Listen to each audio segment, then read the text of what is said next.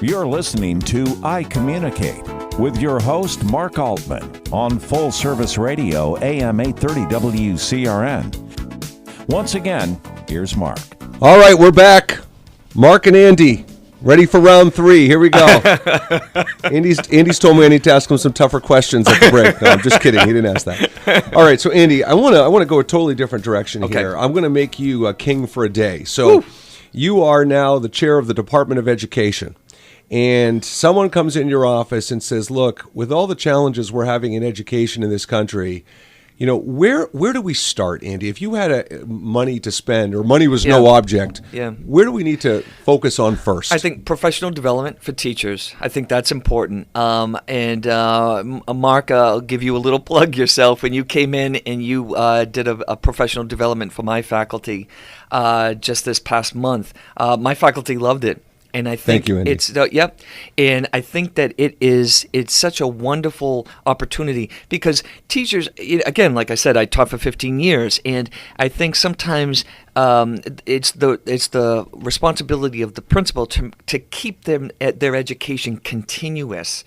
So if I was in that position and I was like department chair of the education, I would definitely want to see professional development increase. So, Andy, let's talk about that. And one of the reasons that you and I first connected is I think we were talking about, when you talk about when a teacher gets their degree, in school, they're not really learning. Part of that process is like soft skills, communication skills.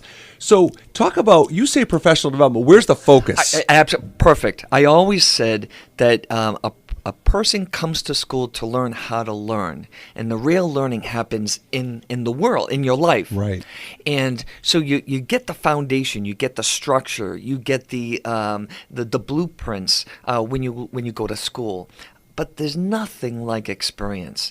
And I've hired teachers who have very little experience, and they came to me and they looked me right in the eye, Mark, and I asked them the question. I say, why should I hire you? Just tell me, why should I hire you? And I'll always remember, this happened on 2 occasions.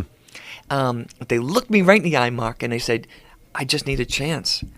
And I thought, you're absolutely right. You need a chance. It's something where how can you get a start if no one gives you that opportunity? So I think here it is that level of that passion, that drive, that sort of makes it happen. That's very important. So, Andy, let's talk about a new program we started at Mindset Go that I know you'd be very passionate about. It's called Conversation Intelligence. Wow. So I want to ask you a kind of an interesting question. So let's talk about, we'll talk about the 4 communication channel relationships you would have. So first, let's go to principal to superintendent. Okay.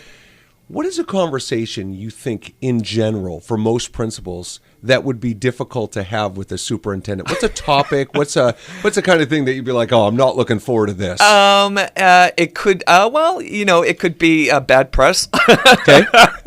Bad press is that's not something you want to talk to your superintendent about.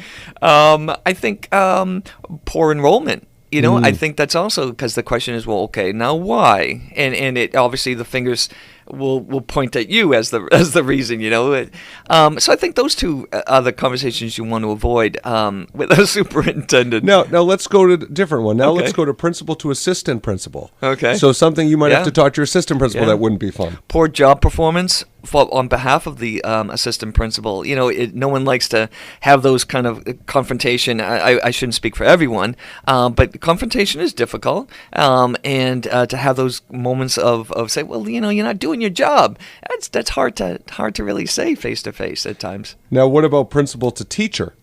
That's saying, what's hard, Mark, with that, I think there's many variables to that. So if you have a teacher who's new to the profession, those types of conversations, those difficult ones, are easier because that person doesn't have that experience. And so you're molding that person's art of teaching. But if you have someone that's been 20, 30 years teaching, they're set in their ways. It's those conversations. Yeah, and Andy, it got me thinking. I heard a teacher about a month ago in one of the trainings I was doing say, I don't care what other people think. And we hear kids say that all the time. Yes. So for that teacher, for that teacher who's been doing it for 20, 30 years, who has the fixed mindset, I thought when I heard that, I said to myself, well, first of all, we know when people say that, it's actually the opposite, that they very much care what people think. Sure. So how do you reach someone who, because that's the same problem for any principal, right? So Right. how do you do that? That's, again, very good question. And it's difficult because they are set in their ways. And, when you get to that point of, at times, that kind of philosophy creates an us versus them. It can definitely poison a relationship, poison a culture, because whenever you have initiatives or things you want to do, that person's like, oh, I don't want to do it. And a perfect example could be technology. The older veterans, are less apt to want to learn something new. And I'm not saying, shame on them. They have their way of doing things, pen and paper. They're comfortable with it. Perfect. So I think there's always a room for, I feel at times certain instances call for a compromise, negotiation.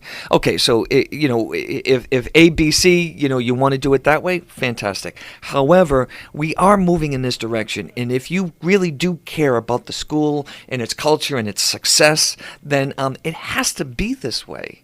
So I think when you speak with the veteran teacher with those kind of moments, you have to get them to understand that there are things that they need to understand and need to change. But Andy, you happen to be a great communicator yourself, and I know you enjoy those relationships with the teachers. Yeah. But internally, that has just got to eat you up because you have such a core value of learning yourself. That's got to kill you. Absolutely. Oh, it does. It does because as a teacher, you're constantly learning. Right? And to feel like, so when I taught, one of the reasons why I got out of teaching, Mark, was I was doing the same thing year after year after year. Not the same lesson plans because that would be awful, but just the same routine.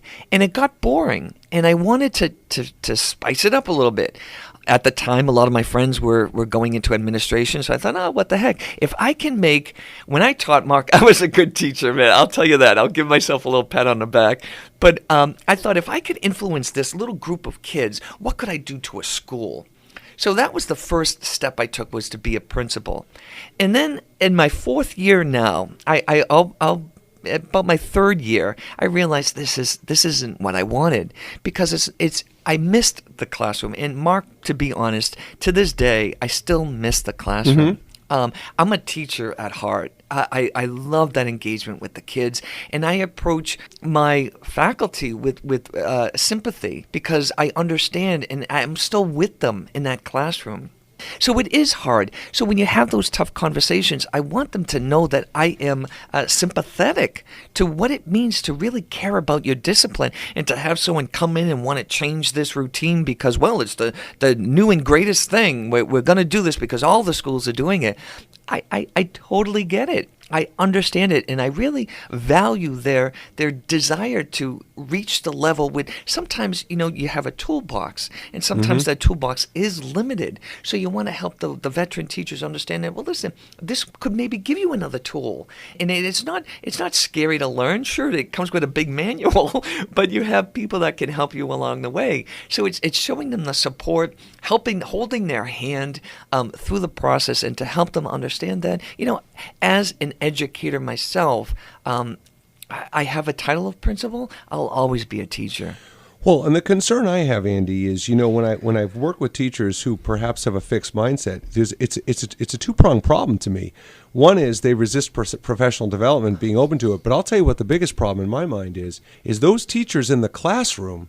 If they're closed off to learning more, they're missing opportunities, like you said earlier in the show, to learn from the students because they think they've had enough students, they've been there, they've done that, and that's what makes me nervous. Absolutely, I agree. So, you can always learn from your students. All right, you're listening to Andy Malionek, Immaculate Conception School in Marlborough. We're going to be back for one more segment, and when we come back, we're going to talk about the difference between a private school education and a public school education, and maybe some of the perceptions around that. Andy's going to fill us in. So I'm your host, Mark Altman, and you're listening to I Communicate, Finding Your Voice. We'll be back after the break.